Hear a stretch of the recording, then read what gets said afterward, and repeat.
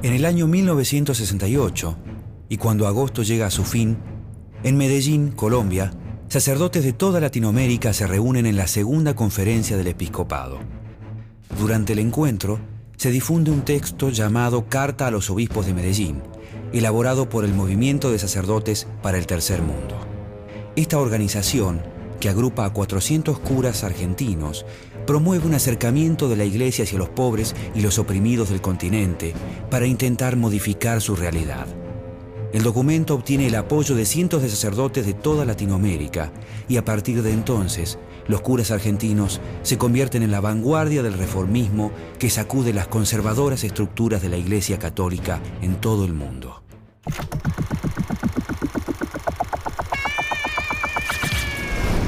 El pueblo está firme y decidido a construir su destino por más represión que se aplique.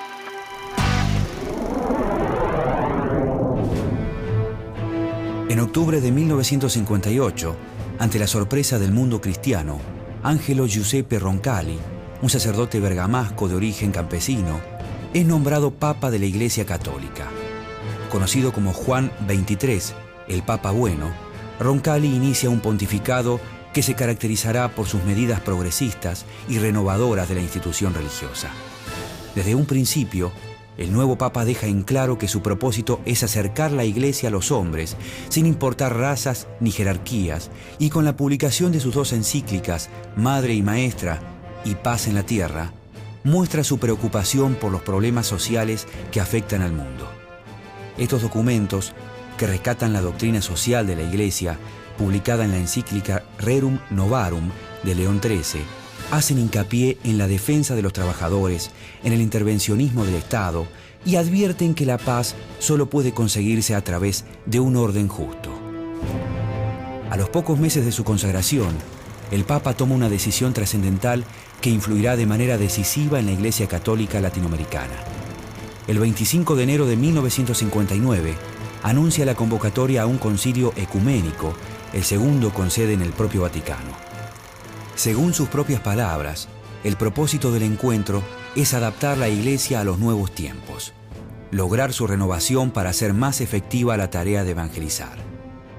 La noticia causa conmoción entre los fieles católicos y mantiene en vilo a muchos mandatarios de países cristianos que pueden verse afectados por las nuevas definiciones de la Iglesia. Juan XXIII, el pontífice octogenario, tildado por muchos como una figura de transición, se revela ahora ante el mundo como un papa revolucionario. Es así como entre octubre de 1962 y diciembre de 1965, 2.500 sacerdotes se reúnen en 4 períodos para reelaborar la teología, renovar la liturgia y proponer un nuevo acercamiento entre los sacerdotes y el mundo de los fieles. Aunque su salud decline rápidamente, Juan XXIII dedica todas sus energías a la conclusión del concilio. Pero en junio de 1963, durante un receso conciliar, el Papa muere sin ver terminada su obra. Semanas más tarde, el cónclave de cardenales elige como su sucesor a Juan Bautista Montini, quien adopta el nombre de Paulo VI. El nuevo Papa se compromete con la tarea emprendida por Juan XXIII y continúa con el concilio y las reformas. Al igual que su antecesor, Paulo VI hace público su deseo de acercar la Iglesia a la clase trabajadora y a los más humildes. El 8 de diciembre de 1965, luego de arduos debates, finaliza el Concilio Vaticano II. El resultado es un voluminoso conjunto de documentos en los que, además de renovar la liturgia, se condena la pobreza, la injusticia y la explotación provocadas por el afán humano de poder y riqueza. Asimismo, se incita a los cristianos a luchar por la igualdad en nombre del amor al prójimo. De inmediato, la Iglesia argentina se ve sacudida por el proceso interno que vive dicha institución. El clero más joven, que se identifica con las reformas propuestas por Juan XXIII, intenta impulsar una renovación en la Iglesia local. Pero las cúpulas eclesiásticas se resisten a estos cambios, situación que lleva a un inevitable enfrentamiento con las nuevas generaciones. A partir de entonces, a quienes adhieren a los principios reformistas se los denomina posconciliares y a sus opositores preconciliares. Esta división no se genera solo por cuestiones referidas a la liturgia, sino también por el rol que deben cumplir los sacerdotes en la comunidad. Desde comienzos de los años 60, muchos sacerdotes toman el ejemplo de los curas obreros franceses y de la prédica del filósofo Conrado Eggers, quien promueve un diálogo entre cristianos y marxistas. Ellos le plantean a la jerarquía católica la necesidad de que la Iglesia se comprometa con la realidad social del país. Los nuevos aires que soplan en Roma le dan impulso al grupo postconciliar y en poco tiempo, cientos de curas se acercan a las clases trabajadoras. Algunos sacerdotes se instalan en las villas y comparten las condiciones de vida de los sectores más desposeídos.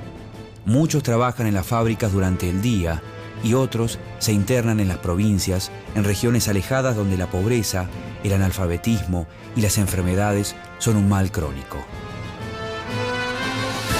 Por ese entonces comienza a destacarse entre los postconciliares el padre Carlos Mujica, quien con el tiempo se convertirá en uno de los principales voceros del grupo. Mujica es un sacerdote jesuita proveniente de una familia de clase alta que ha optado políticamente por el peronismo, al que asocia con la causa de los pobres. Yo pienso lo siguiente, que hay dos modos de comulgar con el humilde y con el pobre, que es uno de ellos, radical diría yo, que es asumir directamente la condición de la clase trabajadora, y realmente yo admiro a aquellos que lo han hecho, ¿no es cierto?, sacerdotes, por ejemplo, sacerdotes obreros o otros estudiantes que incluso entran a trabajar en una fábrica para vivir ellos mismos todos los sufrimientos que sufre en carne propia la clase trabajadora. Pero pienso que los que no tienen el coraje, la valentía de hacer eso, los que no lo tenemos, por lo menos tenemos que asumir a nuestro pueblo con todas sus miserias y sus grandezas, sus pecados y sus virtudes, pero asumir su lucha. Entonces, en la medida que yo asumo esa lucha con él, por amor, me voy haciendo pueblo con él. En 1966, la situación política del país agudiza los conflictos internos de la Iglesia. Ese año, las Fuerzas Armadas derrocan por medio de un golpe de Estado al presidente Arturo Illia. En su lugar asume el general Juan Carlos Onganía, un militar ultracatólico y conservador, de ideas claramente preconciliares. Desde un primer momento, Onganía recibe el apoyo de la jerarquía católica, situación que recrudece el enfrentamiento interno de la Iglesia. Los llamados curas obreros protestan por las estrechas relaciones entre los obispos y el gobierno de facto. A su vez, mientras se prohíbe la actividad política en las universidades y los partidos, en ciudades como Córdoba, muchas parroquias se convierten en refugio y lugares de discusión y debate para los sectores que más sufren la represión del régimen. El 28 de marzo de 1967, el Papa Paulo VI publica la encíclica El progreso de los pueblos, documento en el que profundiza los conceptos de cambio del Concilio Vaticano II. Allí denuncia la grave situación que viven los países del tercer mundo y la falta de solidaridad de los países desarrollados. Las críticas a la aplicación del capitalismo en Latinoamérica y a la relación con el concepto de violencia institucionalizada sacuden la Iglesia de esa parte del continente. L'uomo di oggi si è accorto che tutta la costruzione del sistema economico e sociale che egli faticosamente costruisce con superbi risultati pratici minaccia di diventare la sua prigione e di privarlo della sua personalità per assimilarlo ad uno strumento meccanico della grande macchina produttrice, la quale, mentre offre numerosi e meravigliosi miglioramenti esteriori, lo assoggetta ad un colossale apparato dominatore.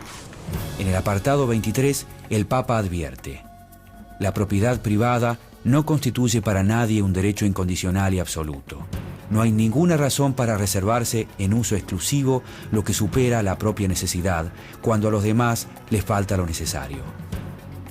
Movidos por el compromiso con los países pobres que transmite la encíclica de Paulo VI, 18 obispos de distintas naciones del tercer mundo se reúnen y publican un documento que conmociona nuevamente el ámbito católico. Conocido como el Manifiesto de los 18 Obispos e inspirado por el sacerdote brasileño Helder Câmara, este escrito condena duramente al imperialismo, habla de la necesidad de terminar con el capitalismo y hace una clara definición en favor de los pueblos pobres y de los pobres de los pueblos. La tarea de la Iglesia siempre debe ser la misma, debe ser fiel, seguir fielmente las enseñanzas de Jesucristo, que vino a evangelizar a todos los hombres, pero que siempre se movió porque Él era pobre desde los pobres. Por lo tanto, la misión de la Iglesia debe ser anunciar a todos los hombres que son hijos de Dios, que tienen que luchar por su dignidad de seres humanos. Por lo tanto, acompañar al pueblo en la lucha por la liberación nacional e interpelar a los ricos, a los poderosos. Con el correr de los meses y durante todo el año 1967, las fricciones entre la jerarquía y los curas progresistas se acentúan. Los sacerdotes no solo critican la actitud de la Iglesia ante la política económica y represiva de la dictadura, sino que participan activamente en los conflictos sociales que se multiplican a lo largo del país. El trabajo en las fábricas y en las villas, la organización de las comunidades y la suspensión y modificación de rituales tradicionales como bendiciones y procesiones, por considerarlos un acto de superstición y no de fe, incomodan a muchos. Es por eso que las quejas de los católicos conservadores y de los miembros del gobierno no se hacen esperar. A comienzos de 1968, varios curas obreros de la diócesis de San Isidro son trasladados y otros, de nacionalidad española, se ven obligados a retornar a su país. Estos castigos se repiten en todo el territorio nacional y en varios pueblos de la provincia de Santa Fe se originan graves disturbios por la resistencia de los fieles a aceptar los traslados de sus párrocos. Al cumplirse un año de la encíclica El progreso de los pueblos, un grupo de sacerdotes se inspira en este documento para criticar al capitalismo y a la jerarquía argentina por su falta de compromiso con la situación de los más humildes. Poco tiempo después, los sacerdotes difunden a la opinión pública argentina el mensaje de los 18 obispos del Tercer Mundo y recogen más de 300 firmas de adhesión de curas de todas las provincias. Los medios de comunicación se hacen eco de este fenómeno y comienzan a referirse a ellos como los curas del Tercer Mundo. Nosotros somos sacerdotes de la Iglesia Católica y entendemos que toda nuestra acción es totalmente coherente con lo que enseña hoy el Papa Pablo VI y el Magisterio de la Iglesia, pero un movimiento que entiende que hay que llevar a la práctica las enseñanzas del Magisterio, hay que denunciar las injusticias y hay que acompañar a nuestro pueblo, como dije antes, en esta lucha para que el pueblo se ponga de pie totalmente en nuestra patria. En una palabra, como dice el de la Cámara, tenemos siempre que ser la voz de los que no tienen voz. En todo el país, estos sacerdotes se contactan y forman grupos de discusión, de donde surge la iniciativa de crear una organización que permita estudiar los nuevos documentos de la Iglesia y aplicarlos a la realidad argentina. Sus integrantes se hacen llamar Movimiento de Sacerdotes para el Tercer Mundo y en mayo de 1968 llevan adelante en Córdoba el primer encuentro nacional en el que participan 21 sacerdotes. En agosto de 1968 se lleva a cabo en Medellín, Colombia, la segunda conferencia del Episcopado Latinoamericano. El movimiento redacta una carta que envía a Colombia y que se da a conocer durante el encuentro. Este documento, titulado Carta a los Obispos de Medellín, obtiene el apoyo de cientos de sacerdotes de distintos países latinoamericanos y tiene como tema principal la violencia que existe en la región. Pero advierten que no se debe confundir la violencia estructural y represiva de los opresores con la justa violencia de los oprimidos, que se ven obligados a recurrir a ella para lograr su liberación. Nuestro pueblo sencillo y humilde es profundamente pacífico. Lo que sucede es que nuestro pueblo, ese pueblo humilde y pobre, es el que padece terriblemente la violencia. La violencia de ir con el diario bajo el brazo cada día a preguntar si se consigue trabajo. Cada vez que viene una persona a ofrecerme a mí trabajo, yo agarro el micrófono de la capilla y llamo a las 6 personas y se presentan 60.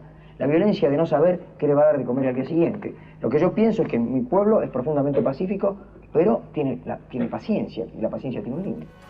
En diciembre de 1968, poco antes de Navidad, 21 sacerdotes del Tercer Mundo realizan un controvertido acto de protesta en Plaza de Mayo, en el que denuncian el modo violento y discriminatorio con que el gobierno de Onganía quiere erradicar las villas de emergencia en Buenos Aires.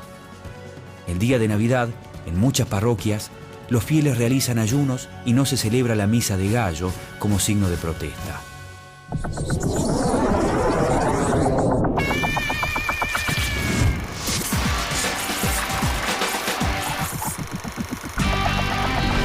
comienzos de 1969, el arzobispo de Buenos Aires, Monseñor Aramburu, prohíbe a los sacerdotes de su arquidiócesis manifestar opiniones políticas públicamente. Este llamado a silencio frente a la enorme crisis social que vive el país genera una gran polémica. No se puede ocultar que en la actualidad los grandes y acelerados cambios de los más diversos órdenes han provocado una correspondiente revisión de panoramas, juntamente con una actualización de la ciencia y de las técnicas, incluyendo en todo esto también a la Iglesia, su sacerdocio y a sus métodos pastorales. Y desafortunadamente, no pocos sacerdotes se han introducido en una problemática acerca del ministerio sacerdotal, con características de crisis que incluye dudas, desorientaciones y a veces cuestionamientos. En mayo de 1969 se realiza en la localidad de Colonia Carolla, Córdoba, el segundo encuentro nacional en el que participan 80 sacerdotes de 27 diócesis. Al finalizar las reuniones, se aprueba el documento Coincidencias Básicas, en el que se hace referencia explícita a la necesidad de un urgente proceso de cambio revolucionario desde las bases. También se formaliza el rechazo al sistema capitalista para marchar en búsqueda de un socialismo latinoamericano que promueva el advenimiento del hombre nuevo.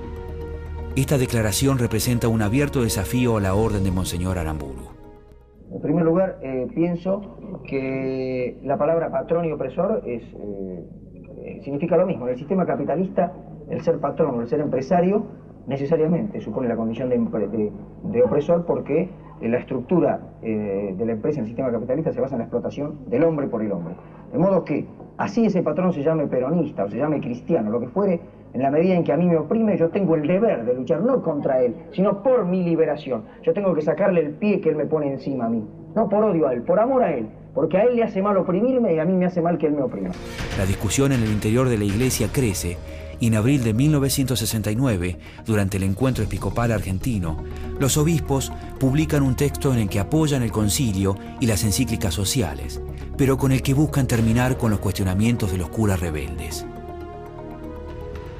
Monseñor, ¿usted interpreta a este documento como una respuesta a la situación que surgió dentro del clero y los laicos católicos?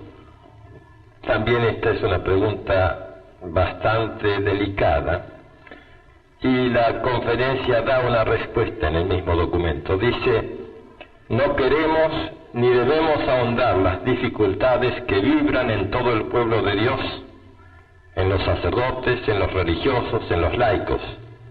Nuestra respuesta a todo lo que se nos ha hecho llegar no puede ser una nueva declaración.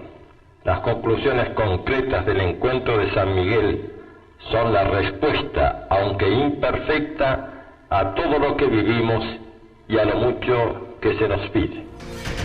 Los sacerdotes hacen poco caso del texto y lo tildan de preconciliar. Un mes después, participan activamente de los grandes levantamientos populares, como el Cordobazo, que sacuden la Argentina y socavan el poder de los militares. Muchos de ellos sufren en carne propia la represión del régimen, como el cura cordobés Milán Piskovich, que es detenido durante el levantamiento. Los curas también se destacan por las tareas que llevan adelante para afrontar los grandes problemas que afectan a las barriadas humildes, como las inundaciones y los incendios. Son comunes los incendios en villas miserias. ¿Por qué? Bueno, en parte por la precariedad de las construcciones. ¿Hay negligencia en los habitantes? En absoluto. Lo que pasa es que si hay gente que está ganando sueldos de hambre, que quiere que hacen lo que pueden para poder subsistir. Por eso nosotros insistimos, yo formo parte del equipo pastoral de sacerdotes en la villa de emergencia, que cuanto antes se facilite la mejora de los barrios, ¿no es cierto? Es decir, que se pueda realmente facilitarle a la gente que puede tener casa de material. Gracias a que esta era una casa de material, el incendio no se siguió extendiendo. Si no, quién sabe las iglesias espantosas que hubiéramos tenido que experimentar acá. ¿Cuántos habitantes hay, padre, en esta villa? Bueno, en la zona 31 hay cerca de 40.000 y acá cerca de 10.000, ¿no? En su totalidad, y perdóneme la pregunta, ¿gente de trabajo? Totalmente, gente trabajadora, gente que realmente, en muchos sentidos me da a mí el ejemplo, le digo honestamente, ¿no? Yo hace ya 7 años que ando por acá, de modo que no soy un recién llegado ¿no? Y gente realmente... Y ayer se vio una solidaridad maravillosa, ¿no? A mediados de 1970, el secuestro y asesinato del general Aramburu, consumado por la organización guerrillera Montoneros, vuelve a poner todas las miradas sobre el movimiento de sacerdotes. Durante las investigaciones, la policía manifiesta que los curas tercermundistas Carlos Mujica y Alberto Carbone han sido consejeros espirituales de 3 jóvenes guerrilleros sospechosos de participar del asesinato de Aramburu: Fernando Abal Medina, Carlos Ramos y Mario Firmenich. En septiembre, Abal Medina y Ramos mueren en un enfrentamiento con la policía. Durante las exequias, el padre Mujica pronuncia las palabras de despedida a los guerrilleros. Te pido, Señor, al mismo tiempo que los lleves contigo a la vida eterna, que ellos no hayan muerto en vano, sino que nosotros, impulsados por el amor a ti, por el deseo de glorificarte, Señor, no con las palabras sino con las obras, luchemos por la justicia, por la fraternidad, para que todos en nuestra patria, sin explotación, sin marginación de nuestros hermanos, los pequeños, los pobres, los humildes, podamos constituir esa patria grande, esa patria en la cual seamos hermanos, en la cual mostremos con los hechos que somos realmente sus discípulos, y podamos entonces nosotros también ser dignos de estar un día en tu gloria, donde gozaremos para siempre de tu amor y de tu Hijo. La misma noche del funeral, Mujica es detenido, inculpado de incitar a la violencia. A partir de ese momento, los sacerdotes del Tercer Mundo son acusados de tener vínculos con la guerrilla. Aunque la mayoría de ellos no está de acuerdo con la violencia de las organizaciones guerrilleras, es cierto también que ninguno se niega a condenarla mientras la dictadura se prolonga. El otro día en una reunión de sacerdotes en las cuales estábamos sacerdotes del Tercer Mundo, que no son del Tercer Mundo y que son del anti-Tercer Mundo, pero una reunión de distintos sectores de sacerdotes, se habló así informalmente sobre la situación, porque estábamos muy preocupados por la situación política de nuestra patria, y la conclusión fue unánime.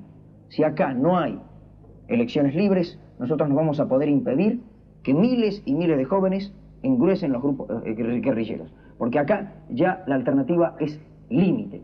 Pablo VI condena la revolución violenta en la Populorum Progressio, a no ser, dice, en el caso de tiranía evidente y prolongada, que ponga en peligro los bienes de las personas y de la comunidad. Si acá no hay elecciones libres y hay proscripciones, se configura claramente la condición de tiranía evidente y prolongada. En 1971, en la localidad de Carlos Paz, se lleva adelante un nuevo Congreso tercermundista. El eje del debate se centra en la opción política por el peronismo. Muchos de los curas consideran que como movimiento de base popular, el peronismo tiene un potencial revolucionario y es el camino que llevará al país hacia el socialismo. A finales de 1972, las cárceles argentinas están abarrotadas de presos políticos, entre los que se encuentran decenas de curas tercermundistas. El movimiento realiza una importante tarea de denuncia y acompaña a los familiares en las manifestaciones de protesta por los asesinatos y torturas que se suceden en las prisiones de todo el país.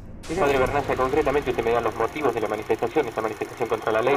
Son familiares de presos políticos que vienen a reclamar un justo trato para los detenidos. Allí en el memorial se detallan, aunque sumariamente, las arbitrariedades a los que son sometidos estos detenidos, contra lo que prescribe la ley, la Constitución argentina, ¿no es cierto?, que pide que las cárceles sean para seguridad y no para castigo, y el trato que por muchos testimonios sabemos reciben estos detenidos es realmente inhumano. En noviembre de 1972 se anuncia el retorno de Perón al país luego de 17 años de exilio. El padre Mujica se encuentra entre las personas que viajan en el charter a Madrid en busca del líder. En diciembre, el general Perón recibe en su casa de Gaspar Campos a 60 sacerdotes tercermundistas. El mensaje de Perón es ambiguo y mientras un grupo mantiene sus expectativas en el líder, otra parte se desilusiona con sus palabras que no muestran ninguna intención en transformar radicalmente las estructuras sociales y económicas del país.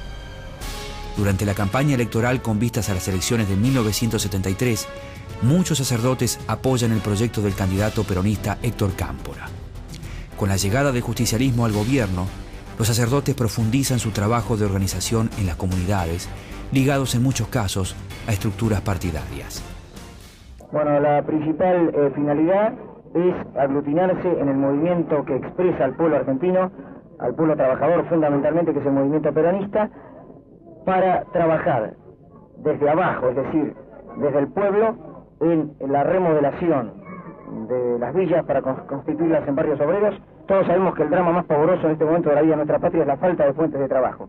Y pensamos que la creación de esta cooperativa, que es una iniciativa de los villeros, puede solucionar este problema e ir dando solución al problema también importante que es el de la construcción de las viviendas, teniendo en cuenta el sentir de los mismos que la van a habitar.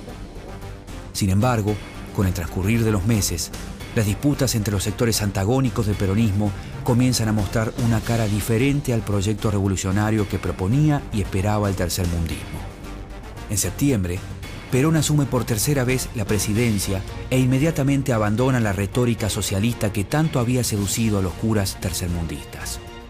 El marcado giro hacia la derecha que toma el gobierno provoca que gran parte del movimiento de sacerdotes para el tercer mundo retire su apoyo al peronismo. Solo un pequeño grupo liderado por Mujica se mantiene políticamente al lado de Perón. Desde finales de 1973, los grupos parapoliciales dirigidos por el ministro de Bienestar Social, José López Rega, comienzan a atentar contra militantes populares, gremialistas y estudiantes. En marzo de 1974, Mujica renuncia al cargo que ocupa en el Ministerio de Bienestar Social por discrepancias con el plan de erradicación de villas implementado por López Rega. Esta aclamación que ustedes acaban de hacer me autoriza a poner en la renuncia que es a pedido de los compañeros villeros. Por eso no se la voy a leer y ustedes después exclamarán si están o no de acuerdo. Discrepando fundamentalmente con la política del Ministerio de Bienestar Social con relación a las villas, ya que se les niega a los compañeros villeros toda participación creadora en la solución de sus problemas, y a pedido de los compañeros villeros, renuncio a las funciones de asesor de este ministerio y reafirmo mi adhesión al proceso de reconstrucción nacional impulsado por el general Perón, trabajando como sacerdote desde el pueblo y junto al pueblo, como lo señalan nuestros obispos. El 11 de mayo, el padre Carlos Mujica es asesinado por un comando de la AAA mientras sale de una misa en la parroquia Francisco Solano. Su muerte es un duro golpe para el movimiento del que ya no podrá recuperarse. Dividido con respecto al peronismo y perseguido por las fuerzas de seguridad, el organismo comienza a desmembrarse. Mujica no es la única víctima del terrorismo. Más de 20 sacerdotes mueren en los meses siguientes en manos de los grupos parapoliciales y de las Fuerzas Armadas. Luego del golpe de Estado de 1976, decenas de sacerdotes deben optar por el exilio para salvar sus vidas.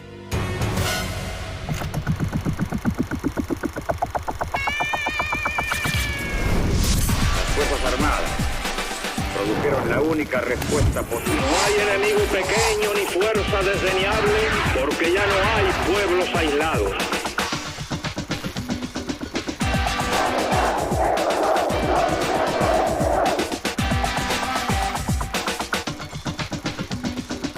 Hemos llegado a la Revolución Argentina. El pueblo está firme y decidido a construir su destino por más represión que se aplique.